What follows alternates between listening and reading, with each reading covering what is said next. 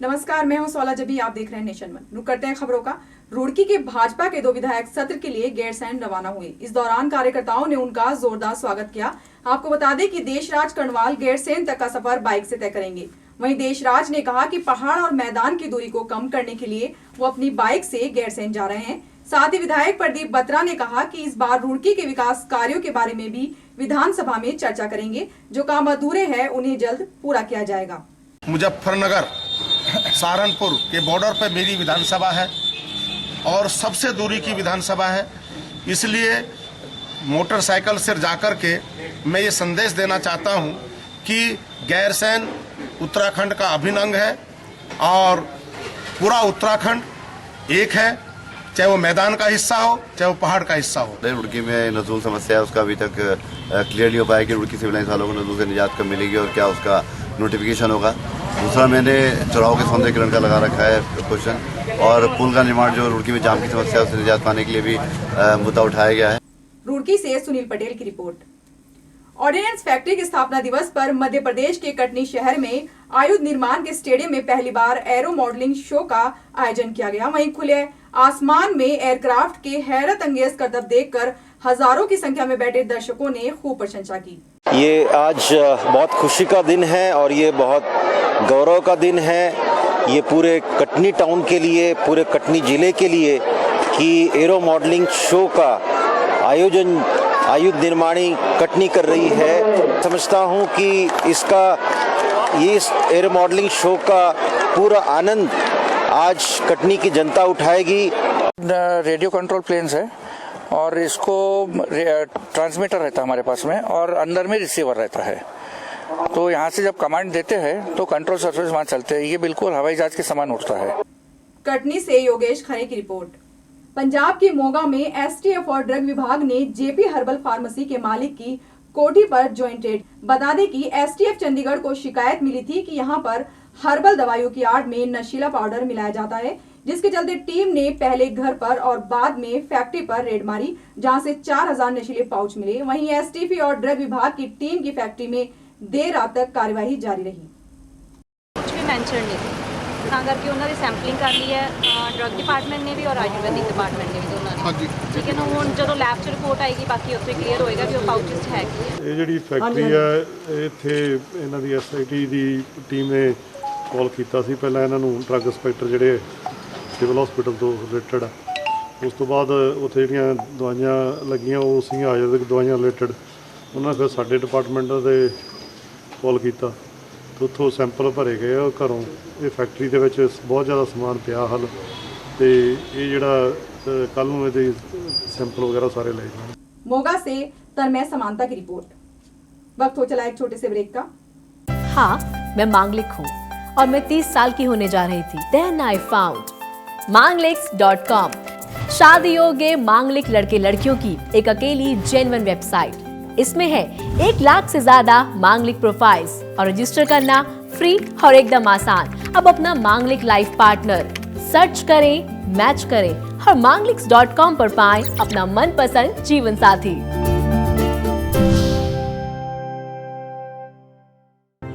To register on mangliks.com, use promo code NATION1।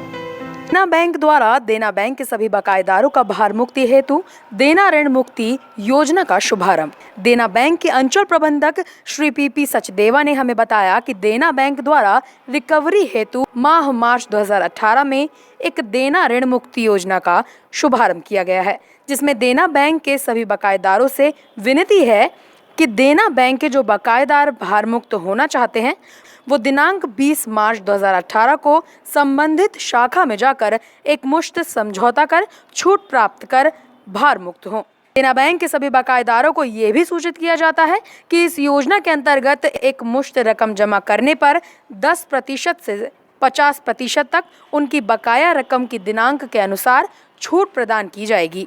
सभी बकायेदारों को सलाह दी जाती है कि वो अपनी संबंधित शाखा में दिनांक 20 मार्च 2018 तक संपर्क कर बकाया रकम में छूट प्राप्त कर शेष रकम जमा कर भार मुक्त हों। अधिक जानकारी हेतु देना बैंक के वरिष्ठ प्रबंधक श्री नवीन कुमार रोहिला रिकवरी अधिकारी से मोबाइल पर संपर्क कर सकते हैं, जिनका मोबाइल नंबर है 7017531261 जो स्क्रीन पर भी दिखाया जा रहा है। ब्रेक के बाद आपका स्वागत है। रुक करते हैं अगली खबर का। उत्तर प्रदेश के कानपुर में ओबीसी जाति से अनुसूचित जाति में शामिल करने को लेकर कानपुर के किदवाई नगर इलाके से धनगर गडेरा समाज के हजारों लोगों ने जमकर प्रदर्शन किया, जिसके बाद हजारों की संख्या में पैदल मार्च करते हुए लखनऊ विधानसभा के लिए रवाना हो गए। कानपुर से धनगर गडेरा समाज की अधिकार पद यात्रा 21 मार्च को लखनऊ विधानसभा पहुंचेगी, जिसके बाद धनगर समाज के लोग अपनी मांगों को लेकर विधानसभा का घेराव भी करेंगे। हम यहाँ से लखनऊ जा रहे हैं पैदल मार्च करते हुए और विधानसभा का घेराव करेंगे, और ये मांग के साथ कि जिस सर्टिफिकेट के माध्यम से आप एक कैबिनेट मिनिस्टर बना सकते हैं उसका लाभ सारे लोगों को मिलना चाहिए। एक आम आदमी के लिए और एक कैबिनेट मिनिस्टर के लिए अलग अलग कानून नहीं हो सकते। अगर सर्टिफिकेट उनको इशू हो रहा है तो फिर सब लोगों को इशू। कानपुर से आरिफ मोहम्मद की रिपोर्ट। उत्तराखंड के उधम सिंह नगर रुद्रपुर में राष्ट्रीय स्वयंसेवक संघ की ओर से शहर में पथ संचलन निकाला गया। कार्यक्रम का शुभारंभ जनता इंटर कॉलेज से हुआ, जिसमें कार्यक्रम की शुरुआत संघ संस्थापक डॉक्टर केशव बलिराम हेनगेवार के चित्र पर पुष्प अर्पित कर किया गया। पथ संचलन में सैकड़ों स्वयंसेवक अपने गणवेश में नजर आए, जहां शहर के स्थानीय लोगों ने पुष्पों की वर्षा कर उनका स्वागत किया। इस अवसर पर आरएसएस कार्यकर्ता विशाल खेड़ा ने बताया कि संघ के 6 उत्सव मुख्य हैं। उन्होंने कहा कि व्यक्तित्व के निर्माण में संघ की भूमिका है, साथ ही संघ का उद्देश्य देश को दुनिया का एक सर्वश्रेष्ठ देश बनाना है। प्रतिवर्ष होने वाला कार्यक्रम है, जो कि नव संवत्सर वाले दिन सभी स्वयंसेवक पूर्ण गणवेश में पूरे नगर में एक मार्च पास्ट के रूप में निकलते हैं। इसका उद्देश्य राष्ट्रीय स्वयंसेवक संघ के सभी स्वयंसेवकों का एक प्रकार का एकत्रीकरण है, संगठन है, और अपनी जो सांस्कृतिक पहचान है हिंदू धर्म की, भारतीय संस्कृति की, जो हिंदू नववर्ष है जो चैत्र के पहले दिन से प्रारंभ होता है, उसके प्रति लोगों की जागरूकता बढ़े। रुद्रपुर से दीपक कुकरेजा की रिपोर्ट। उत्तर प्रदेश के प्रतापगढ़ में प्रतापगढ़ भोपाल एक्सप्रेस में लाखों की चोरी से रेलवे विभाग में हड़कंप मच गया। बता दें कि दिल्ली से प्रतापगढ़ के लिए जिले के 2 व्यापारियों का लाखों का कपड़ा बुक होकर आया था। चोरों ने गार्ड लॉबी की ओर से गैस कटर से काटकर SLR बोगी में घुसकर चोरी को अंजाम देकर फरार हो गए। वॉशिंग लाइन पर बचे हुए कपड़े और गत्ते ट्रेन से उतारे गए, जिसके बाद रेलवे पुलिस भी मौके पर जांच में जुट गई। ये हमारे लक्ष्मी कॉम्प्लेक्स में कुबेर कलेक्शन कपड़े की दुकान है। जो हमारा माल दिल्ली स्पार्की कंपनी से आता है ट्रेन से, और हमारी दोनों पेटियां ये लूट ली गई है। अब पता नहीं, ट्रेन यहाँ बैगन देखा तो हमने पूरा माल हमारा कटा हुआ है। किस गाड़ी से आ रहा था ये? भोपाल एक्सप्रेस से। 1,25,000 से 30,000 तक है लम। प्रतापगढ़ से कृष्णभान सिंह की रिपोर्ट। वक्त हो चला एक छोटे से ब्रेक का। हाँ, मैं मांगलिक हूँ और मैं 30 साल की होने जा रही थी। Then I found Manglix.com, शादी योग्य मांगलिक लड़के लड़कियों की एक अकेली जेन्युइन वेबसाइट। इसमें है 1 लाख से ज्यादा मांगलिक प्रोफाइल्स और रजिस्टर करना फ्री और एकदम आसान। अब अपना मांगलिक लाइफ पार्टनर सर्च करें, मैच करें और Manglix.com पर पाएं अपना मनपसंद जीवन साथी।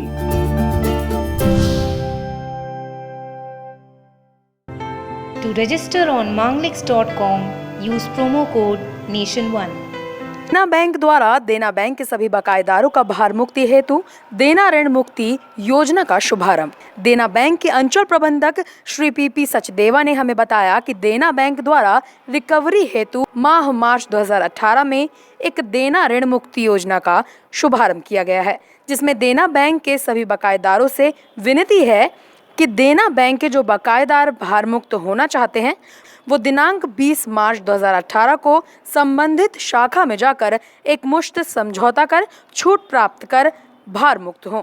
देना बैंक के सभी बकायेदारों को ये भी सूचित किया जाता है कि इस योजना के अंतर्गत एक मुश्त रकम जमा करने पर 10% से 50% तक उनकी बकाया रकम की दिनांक के अनुसार छूट प्रदान की जाएगी। सभी बकायेदारों को सलाह दी जाती है कि वो अपनी संबंधित शाखा में दिनांक 20 मार्च 2018 तक संपर्क कर बकाया रकम में छूट प्राप्त कर शेष रकम जमा कर भार मुक्त हों। अधिक जानकारी हेतु देना बैंक के वरिष्ठ प्रबंधक श्री नवीन कुमार रोहिला रिकवरी अधिकारी से मोबाइल पर संपर्क कर सकते हैं, जिनका मोबाइल नंबर है 7017531261, जो स्क्रीन पर भी दिखाया जा रहा है। ब्रेक के बाद आपका स्वागत है। रुक करते हैं अगली खबर का। उत्तराखंड के भगवानपुर विधानसभा के मुस्लिम बहुमूल्य गांव सिकंदरपुर भैंसवाल में आरएसएस कार्यकर्ताओं ने पथ संचलन निकाल मुस्लिम और पुलिस प्रशासन की मदद से गांव की परिक्रमा कर हिंदू नववर्ष धूमधाम से मनाया। जिसमें जगह जगह आरएसएस कार्यकर्ताओं का मुस्लिम समाज ने जोरदार स्वागत किया। वहीं पूर्व कैबिनेट मंत्री राव फरमूद, बीजेपी नेताओं डॉक्टर अव्वल सिंह सहगल और सुबोध राकेश का कहना था कि सिकंदरपुर गांव भाईचारे की मिसाल है, जहां सभी धर्म के लोग एक त्योहार को मनाते हैं और आपसी सौहार्द से रहते हैं। सेवक यहाँ पर उपस्थित हुए हैं और ये सिकंदरपुर गांव हमारे भगवानपुर विधानसभा का पड़ता है। मुस्लिम बाहुल्य गांव है, लेकिन सभी लोगों के सहयोग से बहुत शांतिपूर्ण तरीके से हमारा ये कार्यक्रम यहाँ पर संपन्न हुआ है। मैं बधाई देना चाहता हूँ इस आपके चैनल के माध्यम से अपने सभी स्वयं सेवकों को और सिकंदरपुर गांव के तमाम सर्व समाज के लोगों को, जिन्होंने पूरा सहयोग करके ये कार्यक्रम बहुत सफलता के साथ यहाँ पर आयोजित कराने में। भगवानपुर से वसीम मिर्जा की रिपोर्ट। उत्तर प्रदेश की सरकार भले ही महिला अपराधों को रोकने के लाख दावे कर रही हो, लेकिन जनपद उन्नाव महिला अपराधों का गढ़ बनता जा रहा है, वो भी तब जब जिले में पुलिस विभाग की मुखिया खुद एक महिला हैं। आपको बता दें कि उन्नाव में दरिंदगी की हदें पार करते हुए बेखौफ बदमाशों ने एक युवती पर चाकू से 16 वार किए और फरार हो गए। बेखौफ बदमाशों पर हमारी एक खास रिपोर्ट।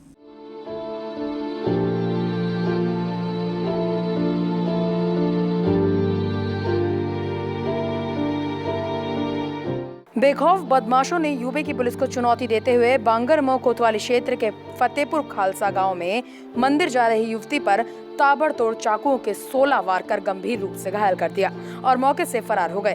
आपको बता दें कि आरोपी अर्जुन का युवती पड़ोसी और युवती से एक तरफा प्यार करता था।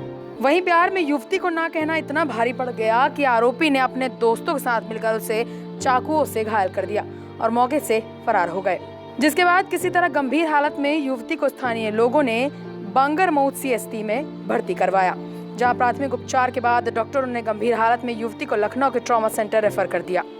वहीं इस पूरे मामले में पुलिस अधिकारियों का कहना है कि आरोपियों के खिलाफ मुकदमा दर्ज कर लिया गया है और टीम गठित करके आरोपियों की गिरफ्तारी के लिए दबिश दी जाएगी।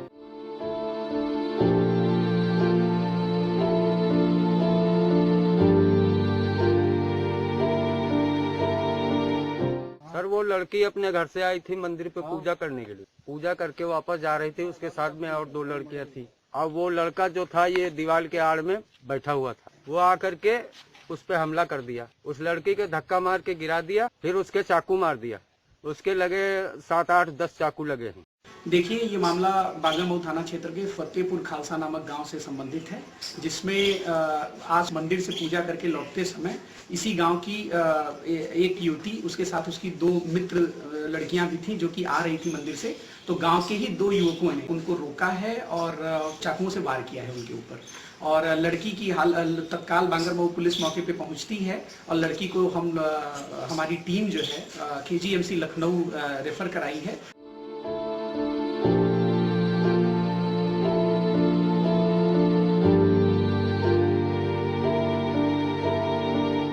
एक तरफ सरकार जहां महिला अपराध रोकने के लिए लाख कोशिश कर रही है, वहीं उन्नाव में महिला अपराध अपने चरम पर है और अपराधी खुलेआम वारदातों को अंजाम दे रहे हैं। अब आने वाले वक्त ही बताएगा कि यूपी सरकार अपराधों पर कब तक लगाम लगा पाती है। उन्नाव से पंकज कुमार की रिपोर्ट।